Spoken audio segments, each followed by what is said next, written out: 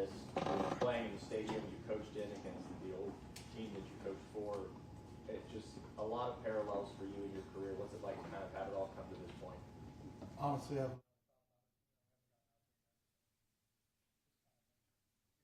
way to spend this season is just after we beat Tennessee, it's on to Oregon, and obviously they're really talented. So it's kind of got your full attention. So I haven't really thought about it, to be honest with you. How much did you look back at that Tennessee game and the game plan, and what made it work in your eyes the most? I think our players just really executed, did a great job. I thought Will played really well, within the confines of the offense and threw the ball very accurately. What he's done in almost every game we played this year. So I thought our running backs really contributed well. I thought the offensive line was really cohesive in that thing. And obviously our receivers made some big time plays. So I think it was every position was really contributed to that win over Tennessee. Dan Hope, 11 Warriors. Chip, in the first game against Oregon, you guys didn't get any first downs running the ball in the second half. What do you think went wrong there, and how do you fix that this time around? You go through all that game and go through plays and what you were doing, and we got into a little bit more of a throw situation a couple times there. We had a backed up situation coming out, and moved the ball pretty well out of that, but then missed on a key third down, had a bad snap, and then didn't handle it very well. And I think it was more of self-inflicted wounds on our side than those are things that I think are correctable when you start to look at the tape and kind of how you figure that out. So that's part of the process. You get to play a team twice. That's rare in college football that you get to play a team twice. So you've got a game against them, and they also have a game against you. So they're looking at the same exact thing. So you look at that game, but there's also, I think that was the 6th game of the year. There was a lot of games since then. They've done some different things defensively since that game, up until the game against Penn State a couple weeks ago in their last game. So I don't know how similar the two games will end up playing out, to be honest with you. How confident do you feel that you guys were able to find something in the run game against Tennessee that can now translate over to this game? Yeah, I think every game is different. So I think you don't look at, hey, we did this against Tennessee, so we'll do this against our next opponents. I think it's always the matchups and the individual matchups, our O-line versus their D-line, which I think is one of the best D-lines in the country. I think Harmon and Caldwell inside, having Birch back. Birch didn't play against us in the first game, so what impact will he have, as an edge player, because he's a really, really good football player. So, I don't think you look at the game you played the week before against a different opponent and say, hey, this matches to where we go here. It's what do we got to do to beat a really good Oregon team. Stephon Kreisnick, Cleveland.com. What have you thought of the way Devin Brown has kind of stayed involved and just the way in general he's handled the situation that he's in and remained at Ohio State throughout this run? Yeah, I think it says a lot about Dev's character. He loves it here. He loves his teammates. He loves being a Buckeye. And so I understand that the quarterback position is kind of unique when it comes to football in terms of, kind of how you fit in and where they are, and everybody kind of picking different places to play. Where can I play if I go to this place? And those situations, but it tells you everything about Devin. He hasn't taken any visits. He's really focused 100% on Tennessee and now 100% on Oregon, and what can he do to help his teammates win this football game. What do you feel he's kind of added to the room as a whole, throughout this season? Oh, he's been great. I think because he's got the most experience in that room. So Will got here in last January, so did Julian and Air. And then Lincoln had only been here a year, so Devin is kind of the older player in the room. And when we talk about things that they did a year ago or 2 years ago, he can kind of give his 2 cents on that, and he's done a great job leading that group. Pat Murphy, 24/7 Sports. Chip, obviously going into the Tennessee game, there was a lot of emotion, frustration. Guys talked about after the game, kind of using that Michigan loss. You go out on the field, there's Tennessee fans in the stands. How do you take a similar mentality into a game like this where maybe the outside noise isn't quite what it was for 3 weeks leading into that first round? Yeah, I think our players are intrinsically motivated to be successful, and they have one goal, and that's to win the whole thing. And the only way you can win the whole thing is to win game 2. So, that's been their intention since the Tennessee game was over. It's been what do we got to do next? And I think it's all your attention's on. Obviously, they're the number 1 seed that you're playing. So, and they're the 1 seed for a reason. They're the only undefeated team in college football. So, that gets your attention right away. So you don't have to muster up any type of other motivation in terms of what did people say about us. So that'll motivate us even more. It's a really good football team. Turn on the tape, and they're going to challenge us. And our guys are really excited about that challenge. And you mentioned maybe not focusing so much on that last game because of what's happened since then. Do you review that Any Oh, or yeah. is it just- I mean, we watch them all. So we watched all 13 games they played this year. So it's not like we just watched the game we played against them and then watch anything else. I think you have to take a look at everything that they've done over the 13 games and go through it. But their lineup will be different. Like I said earlier, Birch didn't play against us the last time we played, but he has played since then, and he's a really, really good football player. So there's some changes that they've made since then. I think each team is different from when the last time we played each other. You know, there's been a growth on both sides from both teams, so I think that's part of it. But you look at all 13 games they played this year. Tony German, Buckeye Huddle. Chip, after you got here, do you remember the first time that Jeremiah Smith made you just say like, wow? He's done it a lot. Was that like the first time? I don't really remember the first time. I think it was during one of the workout sessions, you know, with Coach Mick and just watching them run and jump and do some different things, and you could just see his sheer athleticism, you know, for a guy that big, to be able to run and jump the way he can run and jump was, you know, really the kind of the first thing that caught my eye. Do you remember the last time he surprised you? What's that? The last time he surprised you? Because it seems like. Yeah, so much yesterday surprise when that- he had his Grinch cleats on in practice, that kind of surprised me. But I liked it. It was a little Christmas flair, so. Austin Moore, the podcast. What did you guys think of the rotation on the guards last week?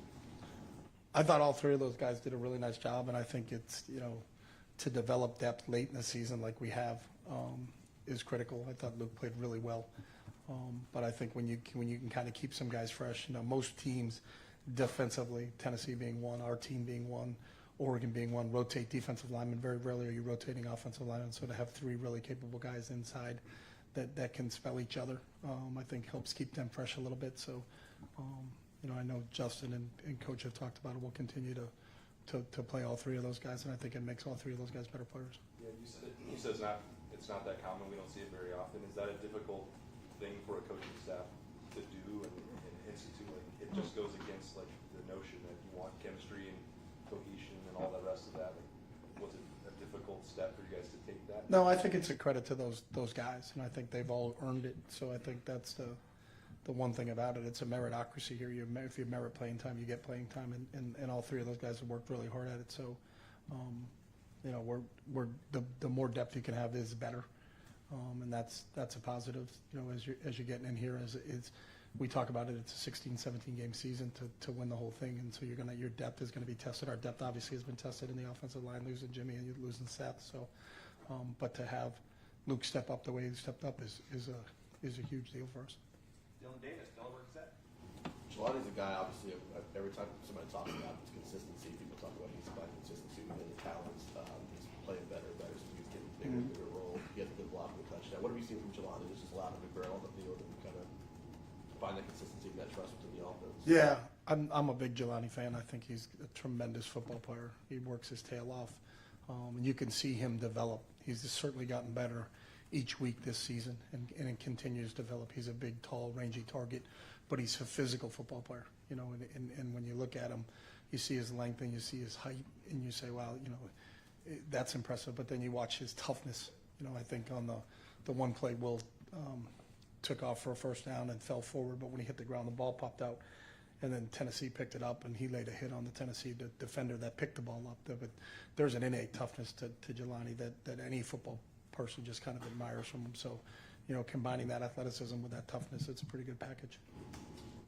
Don Sperry, WSYX. WBNS. Coach, obviously these are kind of uncharted waters. You guys knew going in that depth would be important, but this will be your 14th game. From a fatigue standpoint and whatever, because they've never played this many games before. How are you guys handling all that? I think there's a little bit of a break. You know, there was a break between the last game of our season and then the first round of the playoffs, and then I don't know if it's 10 or 12 days between round one and round two here in the quarterfinals. And then I think it's not a week-to-week thing, you know, similar to like it is in the NFL. There's a little bit of a break in there, so you just have to manage it the way you can manage it. But the other teams you're playing are going through the same exact thing, so it's not like one team's at a bigger advantage, you know. So I know Oregon had last week off, but they did play in a championship game, you know, the week before that, so they didn't have the week off after the end of the season. So it's just how it is, and it is going to be a battle of attrition when you get down to the end. You know, I know like Georgia's lost their quarterback in their championship game, so that's just part of what everybody has to deal with. Everybody's dealing with injuries and losing key guys at key positions, but it's about guys stepping up and running with it when they can. So, and there's no better model than Cardell Jones and what he did when the last time this team won a national championship is, he started off the season at 3, but then he was the quarterback that led them to the championship game. So we talk to our players about that a lot, and then it's when your time comes, are you ready when your time comes? And if it is, then let's go. You want to get on a roll, momentum is important. Do you feel the momentum coming out of that Tennessee game, and you hope it continues now? You do hope it continues, and I think our players are in a good mindset right now. I think we're still, I know today, I think you said, Jerry, is Saturday, right, Jerry? Yes. It's Wednesday in our world, so that's kind of how we approach it. So, we had a good Monday and a good Tuesday, so now it's really just having a good Wednesday and concentrating fully on what we can do today to get better for this game that's coming up in a couple days. Kellyanne Stitz, WSYX. It's been a few months and both teams have evolved, and you mentioned Oregon getting Birch back. Mhm. What have you noticed the differences in Oregon's defense since the last time you played them? Yeah, I think some of the personnel has changed a little bit, and I think some of the players that did step up, when Birch went down, have really played well. Mateo's got 10.5 sacks and has been has been a force on the edge. And I think all of those guys have grown as a group, just like our guys have grown as a group. So, it'll be a different game than it was the last time, just because of the maturity in both teams.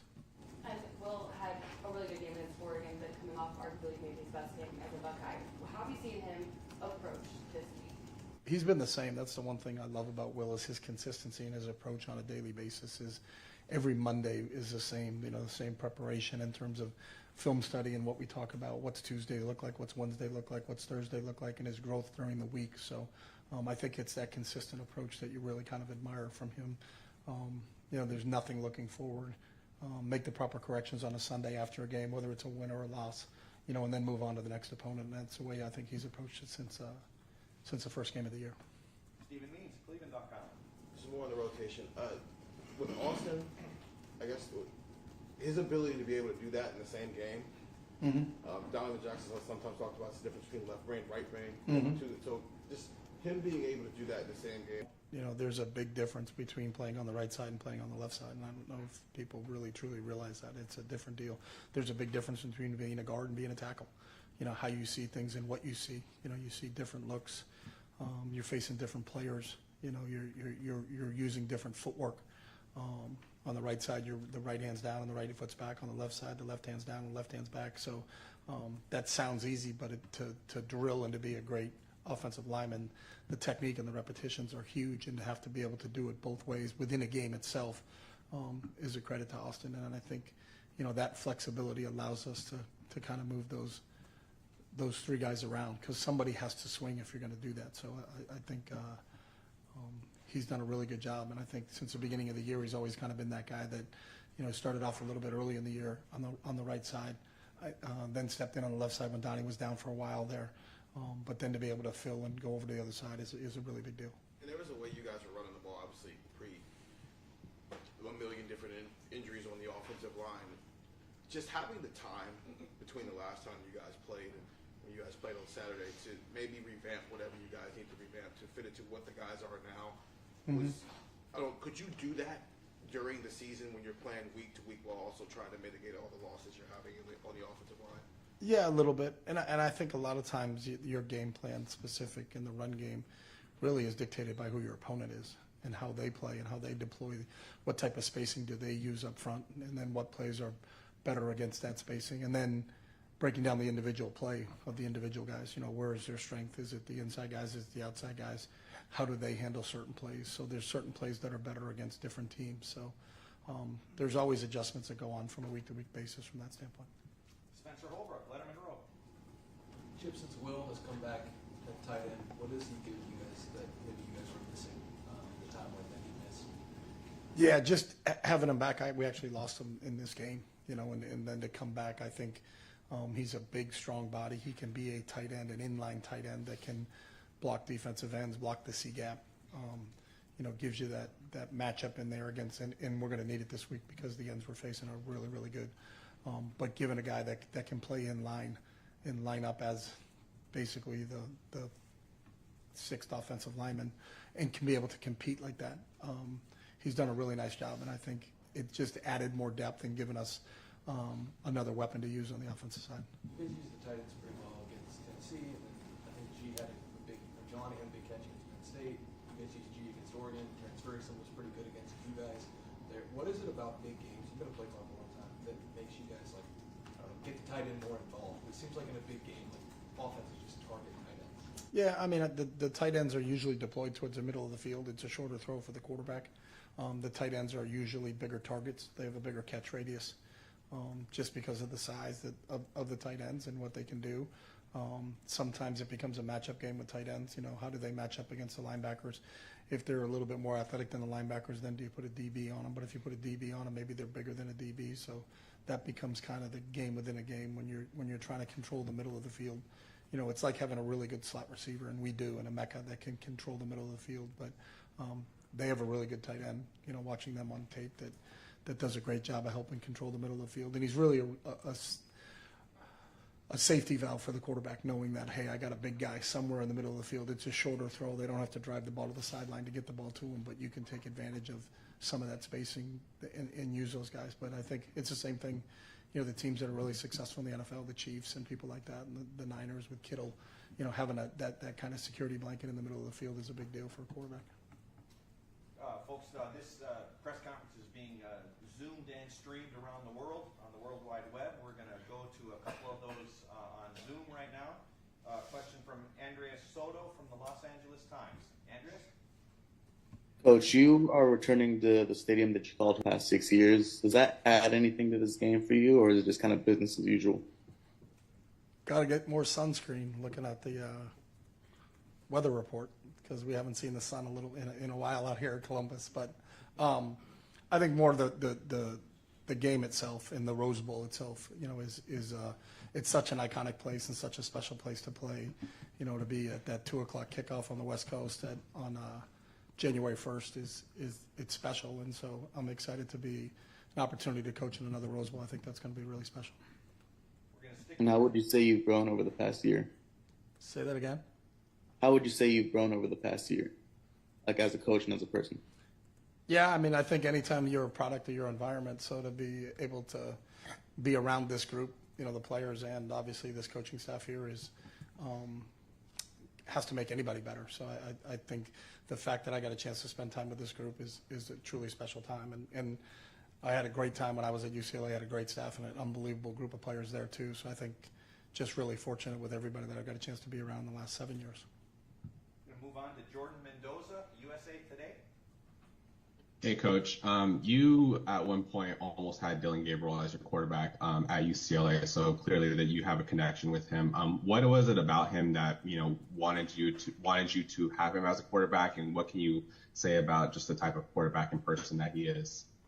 Yeah, I'm not surprised at the success Dylan has had. You know, you could see it when he was at Mililani in Hawaii in high school, and then watching what he did at Central Florida.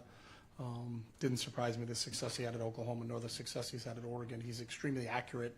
I think he's really calm. There's a poise about him that I think is, kind of special for the quarterback position. Doesn't seem to get rattled too much. Really has a true understanding of what they want to get accomplished there, and is also really athletic, so that if you do take away some of his options from a throw standpoint, he can beat you with his legs. So I think he's the complete package and one of the top quarterbacks in the country. We got time for one more on Zoom. Joe Reedy from the Associated Press. Hey, Chip, just with working with this offense for the past year, when was the point where you felt like you were really comfortable with this group and everything was kind of operating how you wanted it? That's always a work in progress. I think in some games you're like, that was, we were really productive and really efficient in terms of what we did, and then other games, you come out of the game and say, hey, we left some things out on the field, or we didn't do what we thought we could do against this team. So that's part of the process. But I think we really approach it on a week-to-week basis. We don't kind of look at it and say, hey, I think we've arrived, because I think each week is totally different. So, there's been some games where I think we've been really, really happy with what we've done. There's been a few games where we know we got to be better. So, our job is to put those guys in position to make plays and then let them go play. So we got a great group from that standpoint that is a joy to coach because of how they approach every single day here. So, we're excited about the next opportunity that we get with these guys. And then just what's it been like just, being an offensive coordinator after many years of being a head coach? Has it been like you thought it would go? Yeah, it's been a lot more football and a lot less overall meetings, I think, that a head coach has to do. But I think any head coach would share with you that part of it. Sometimes I think as a head coach, you wear a lot of different hats. Obviously, as a coordinator and just coaching the quarterbacks, it's a little bit different. So it's been fun. It's been really enjoyed being back in the meeting room with players on a day-to-day basis. As a head coach, you bounce around to different meeting rooms, but as the coordinator, you're with the quarterbacks all the time. So I really have enjoyed that aspect of it. Got time for a few more questions here. Tom Moore, Buckeye Huddle. Chip, we've seen teams kind of bracket Jeremiah at times. As a play caller, how does that maybe open things up for you in other areas of the field? And how is that, is that like an underappreciated part of his game that he's maybe having an impact even when he's not getting the ball? Yeah, he obviously has an impact every time he's on the field. But I think it's really the quarterback being able to discern that. Are they bracketing him on this play and not bracketing him on that play, and understanding, do we go to option 2 or option 3?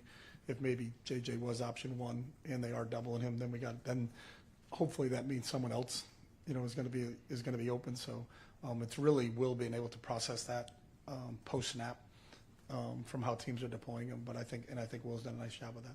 And having a quarterback like Will and going up against a quarterback like Dylan, this is obviously 2 real veteran quarterbacks. You've had young quarterbacks somewhat recently as well. Where does that show up the most? Is that during the week that you can just kind of sit through stuff because it's, I've seen it, or does that show up more on game day? Where do you see the biggest impact from having a veteran quarterback? I think in both, and I think a lot of times with Will, specifically this year, like he sits in on our game plan meetings with us and talk to him about, hey, we kind of like this in this situation. What do you feel like? Hey, he'll give, he doesn't always agree. So hey, I kind of like this. So, bounce ideas off of him because he's played a lot of football and has a lot of experience. So, that's enjoyable when you have an older quarterback. Sometimes when you have a younger guy, they don't have the wealth of experience to be able to share with, I kind of like this, because they haven't done it. They just lack the experience. They don't lack the talent. They just lack the experience. So having a veteran quarterback like that, that's played a lot of snaps.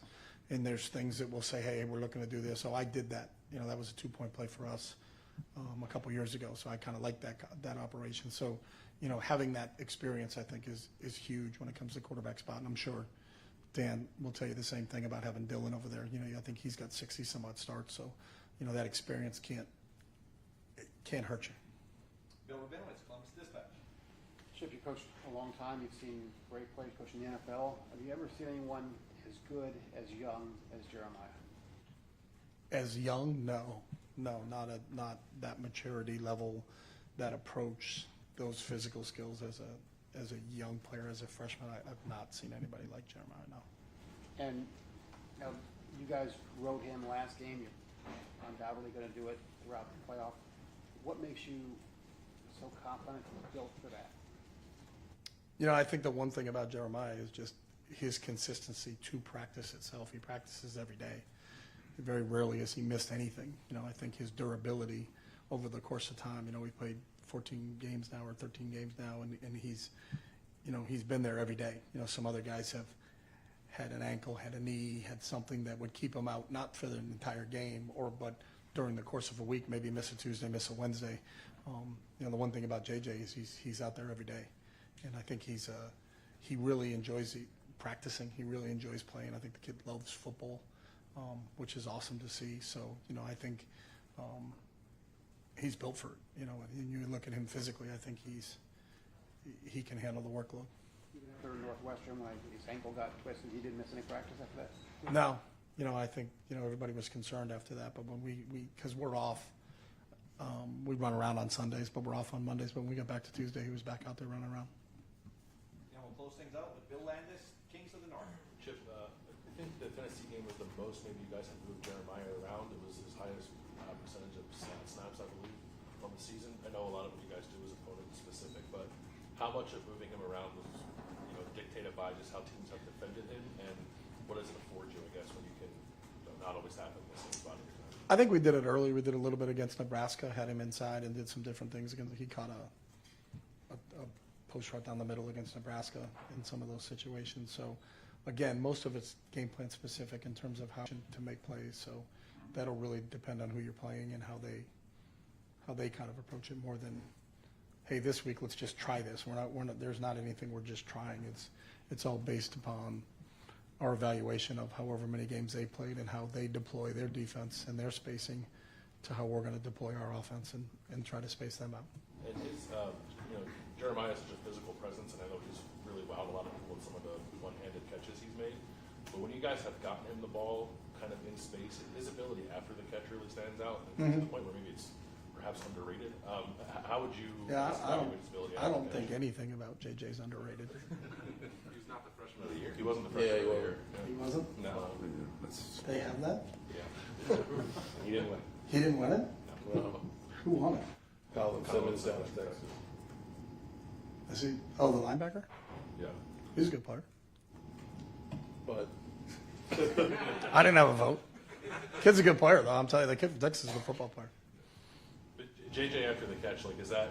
I guess maybe the better answer is that something you want to try to unlock a little bit more as you move forward here in the postseason. Just letting him use his speed to run away. Yeah, I mean JJ. I think he ran a reverse against Michigan State for a touchdown. He caught a short pass against Western Michigan. He just ran away from everybody. I think obviously he's not just throw the ball up and have him go get it. He can do a lot of different things, and that's what makes him a complete football player. So, he can take short passes and turn them into runs after catches and can make some damage that way, but he can also beat you over the top. I think the one thing that may be underrated is I think he's a really good blocker. I think he's done a really good job on perimeter runs in terms of being able to lock up DBs and get his hands on him because he is such a big guy. But he takes a lot of pride in that too. That's the one thing that's always so good about JJ is that there's nothing that he's not willing to do to help us win. So if it may be a key block in a certain situation, or it may be catching a short pass and running with it, or it may be catching the ball over the top, those highlight type catches that he's made, it's that he's the complete package. So, we're fortunate to have him. Coach, thank you very much. All right, thanks, guys. I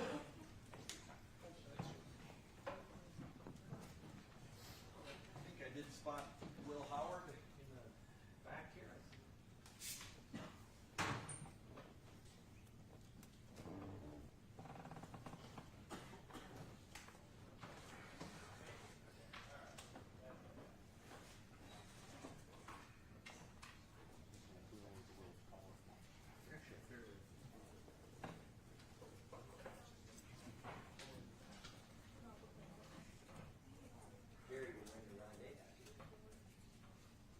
Okay. That's a big no sell right there. Urban Meyer's dress.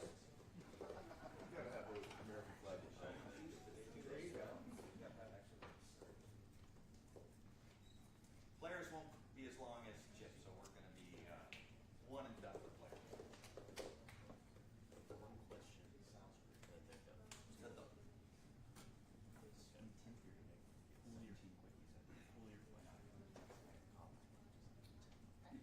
Got one question in 14 parts.